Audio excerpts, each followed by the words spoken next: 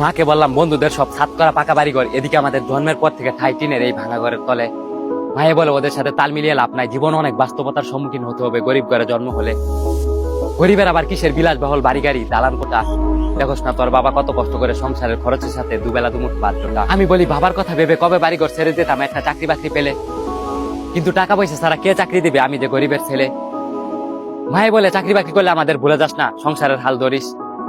আমরা যেটা পারিনি চাকরি বাকরি করে টাকা জমিয়ে নিজের মনের মতো বাড়ি গাড়ি করিস। তোর দাদা দাদিও ভাবার জন্য যায়নি তেমন জায়গা জমি রেখে, তাই কষ্ট পাওয়ার কিছু নেই টিনের এই ভাঙা বাড়ি ঘর দেখে।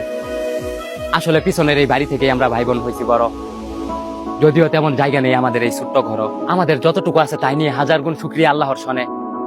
সময়ের ব্যবধানে বাড়ি গাড়ি একদিন সবকিছু হবে এই স্বপ্নই মনে। আমাদের মতো টিনের বাড়িঘর যাদের, আজকে একটু কষ্ট করে কমেন্ট করে যাবেন এই ভিডিওর শেষে। আর সময় সুযোগ হলে একবার হলেও ঘুরে যাবেন এই গরিবের ভাঙা বাড়ি এসে।